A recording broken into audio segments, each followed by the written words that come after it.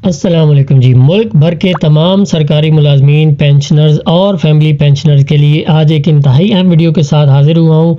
आज हम एक बहुत बड़ी गलतफ़हमी को दूर करेंगे और वो ये है कि जी क्या पेंशन वाक़ई डबल हो रही है या सिर्फ़ रीस्टोर होती है। पेंशन जो है वो डबल किस तरह होती है या वो रीस्टोर हो रही है। इस चीज़ को, इस कन्फ्यूज़न को आज हम आसानी के साथ समझेंगे। एक मुकम्मल डिटेल के साथ आपको बहुत आसान अल्फाज में आपको समझाऊँगा कि नए कवानीन के मुताबिक पेंशन डबल नहीं होती, ये सिर्फ अब रीस्टोर होती है। ठीक है जी, लेकिन ये रीस्टोर किस तरीके से होती है, आज हम वो तरीका जानेंगे। जब कोई मुलाजिम रिटायर्ड होता है तो उसकी पेंशन का एक हिस्सा पहले ही ले लिया जाता है, जिसे कम्यूट कहते हैं। कुछ साल बाद यही कटी हुई जो पेंशन वाला हिस्सा है वो आपको वापस मिल जाता है। इस अमल को पेंशन रीस्टोर करना कहते हैं। ठीक है जी, आपको आसानी के साथ समझ हो गया होगा कि कम्यूट की हुई जो रकम जो है वो आपको वापस मिलती है, तो इसको क्या कहते हैं जी, पेंशन रीस्टोर करना कहते हैं। अब हम जो है वो एक मुकम्मल डिटेल के साथ आपको आसानी के साथ मैं समझाऊंगा कि अगर आप 27 अक्टूबर 2001 के बाद रिटायर होते हैं तो आपके लिए नया कम्यूट जो टेबल है वो आप पर लागू होगा। 2001 के बाद रिटायर होते हैं तो आप पर नया कम्यूट टेबल लागू होगा।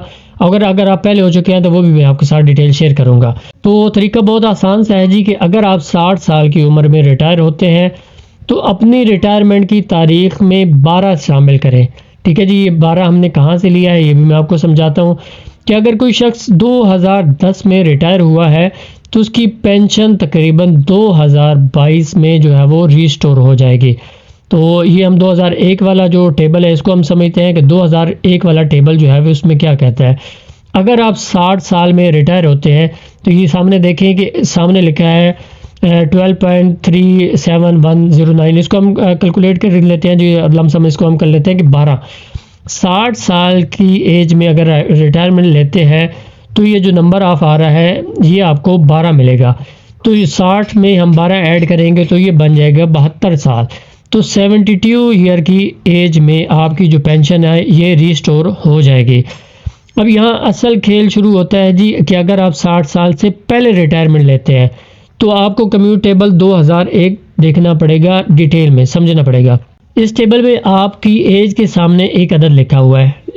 एग्जांपल करते हैं जी कि अगर आप 55 साल की एज में रिटायरमेंट ले रहे हैं तो उसके आगे नंबर लिखा है 15.1478। और अगर आप 54 साल की एज में रिटायरमेंट लेते हैं तो तकरीबन 16 बनता है जी। ये 15.7517 यानी कि ये तकरीबन हम इसको कर लेते हैं क्योंकि इसका जो है वो 16 के नज़दीक है पॉइंट्स। अगर इसको शामिल करें तो इसको हम 16 कर लेते हैं। और अगर आप 51 साल की उम्र में रिटायरमेंट लेते हैं, आपकी एज ऑफ रिटायरमेंट जो है वो 51 ईयर है, तो यहाँ हम तकरीबन आगे लिखा हुआ है 17.6526। तो इसको भी अब नज़दीक है जी 18 के नज़दीक, तो इसको भी हम 18 ही कंसीडर करते हैं। ठीक है जी, अब आपको आसानी के साथ इस चार्ट में आप ये देख लेंगे एज ऑफ बर्थडे है जी आपकी, और इसके आगे आपको पॉइंट्स में लिखा हुआ शामिल किया गया है।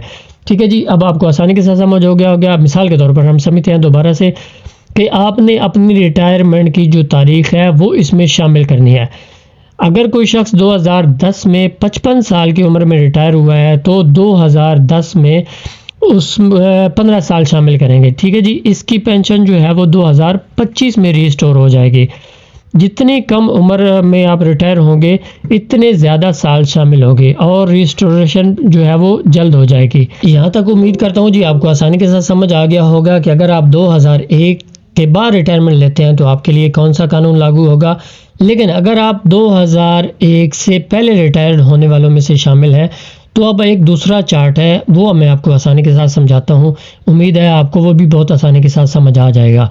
अगर आप 27 अक्टूबर 2001 से पहले रिटायर होते हैं तो उसके लिए पुराना कम्यूट टेबल जो है वो 1986 वाला वो इसमें लागू होगा।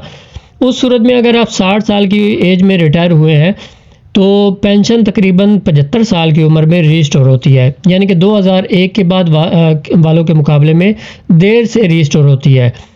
अगर आप 60 साल से पहले रिटायर हुए हैं, या मैं आपको एक टेबल दिखाना चाहूँगा कि अगर कोई शख्स 55 साल की एज में रिटायर हुआ है तो टेबल में तकरीबन 19 साल लिखा हुआ है।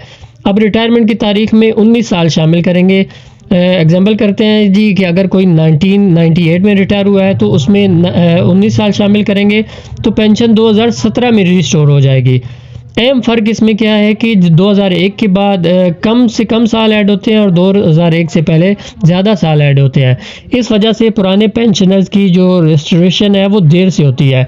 अब आते हैं जी सबसे अहम सवाल पर कि पेंशन कितनी बनती है। पेंशन रिस्टोर होने का चार्ट मैंने वो भी बनाया है, मैं आपको डिटेल में आसानी के साथ समझाता हूँ कि एग्जांपल करते हैं कि अगर आपकी पेंशन थी 50,000 रुपये, इसमें मेडिकल था आपका 5,000 रुपये। 50,000 में से आपने 5,000 एक दफ़ा साइड पे कर लेना है, तो बाकी बचा 45,000 रुपये। इस रकम का जो रेशो है उसको हम 45,000 को 100 से ज़रब देंगे और इसको 65 पर तकसीम कर देंगे, तो जवाब तकरीबन आता है जी 69,230 रुपये। अब इस 69,230 में हम दोबारा मेडिकल जो है वो अलाउंस शामिल करेंगे तो ये बन जाएगा 74,230 रुपये। यानी कि जी पहले पेंशन बनी 50,000 रुपये, अब पेंशन बन रही है 74,230 रुपये। इजाफा इसमें हुआ तकरीबन 48%। तो यानी कि पेंशन डबल नहीं हुई, ये सिर्फ इजाफा हुआ है। पहले पेंशन डबल क्यों होती थी जी? पुराने निज़ाम के तहत 50% जो पेंशन है वो दी जाती थी, 50% उसमें कम्यूट होता था। जब वो 50% उसमें वापस शामिल होता तो पेंशन बाकी डबल हो जाती थी। लेकिन अब क्या फ़र्क है जी? अब फ़र्क ये है कि 75% पेंशन है और 25% जो है वो कम्यूट है, तो इसलिए डबल होना अब नामुमकिन है। फैमिली पेंशन भी रिस्टोर होती है। मिलिट्री पेंशन जो भी है वो भी यही असूल उस पर लागू होता है, कोई बड़ी तब्दीली नहीं की गई है जी इसमें। तो ज़्यादातर सूरतों में पेंशन खुद ब खुद रिस्टोर हो जाती है, लेकिन अगर रिस्टोर ना हो, ऑटोमेटिकली रिस्टोर ना हो, तो आपको अकाउंट ऑफिस में एप्लीकेशन देनी पड़ती है, फिर जाके रिस्टोर होती है।